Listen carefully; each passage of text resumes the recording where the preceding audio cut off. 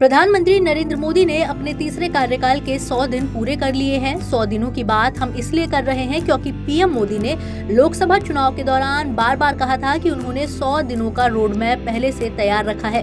वे कई बड़े फैसले अपने तीसरे कार्यकाल में लेने वाले हैं। अब तीसरी बार प्रधानमंत्री बने मोदी अपने कितने वादों को पूरा कर पाए हैं, 100 दिनों का उनका रिपोर्ट कार्ड कैसा रहा है, इस पर रक्षा मंत्री राजनाथ सिंह क्या कह रहे हैं, सुनिए। हम लोग पूरी तरह से कॉन्फिडेंट थे तीसरे टर्म की सरकार भी यह एनडीए की ही सरकार बनेगी मोदी जी के नेतृत्व में, और वह सरकार बनी है। और उसी समय प्रधानमंत्री जी ने कैबिनेट की बैठक में कह दिया था कि नई सरकार बनने के बाद, यानी तीसरे टर्म की सरकार बनने के बाद प्रारंभ के 100 दिनों में हमें क्या क्या करना है, इस संबंध में सभी मंत्रालय अपनी योजना बना लें। और वह योजना पहले ही बन गई थी, और कैबिनेट के फॉर्मेशन के बाद तुरंत सारी योजनाओं से संबंधित जो भी कैबिनेट को फैसले लेने थे, कैबिनेट ने फैसले लिए और उसको अमली जामा पहनाना भी हम लोगों ने प्रारंभ किया। और आज मैं कह सकता हूं कि कई ऐसे महत्वपूर्ण निर्णय हमारी सरकार ने लिए हैं जो कि बहुत ही उल्लेखनीय है।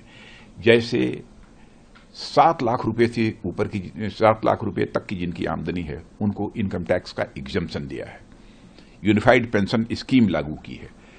25 साल सर्विस वाले कर्मचारियों के औसत वेतन का 50% पेंशन के रूप में मिलेगा। यह हमारी सरकार का एक बहुत बड़ा फैसला है, और मैं समझता हूं कि इससे सारे देश भर के जो भी हमारे एम्प्लॉइज हैं, जो भी हमारे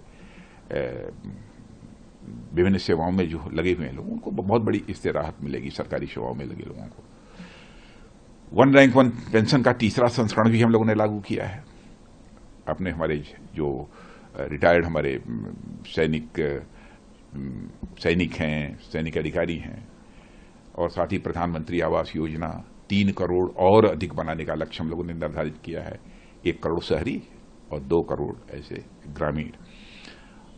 और जून से अगस्त के बीच 2.5 लाख से ज्यादा घरों में हम लोगों ने सोलर एनर्जी सिस्टम को भी लगाने में कामयाबी हासिल की है 100 दिनों के अंदर ही।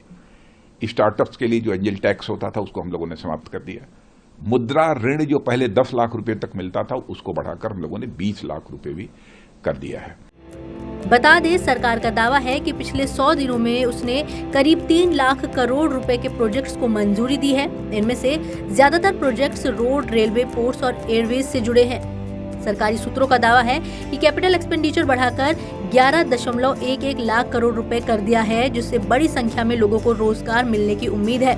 माना जा रहा है कि नेशनल कोऑपरेटिव पॉलिसी का ड्राफ्ट भी तैयार किया जा चुका है और इसे अंतिम रूप दिया जा रहा है।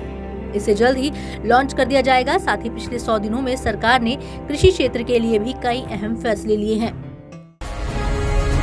जी भारत।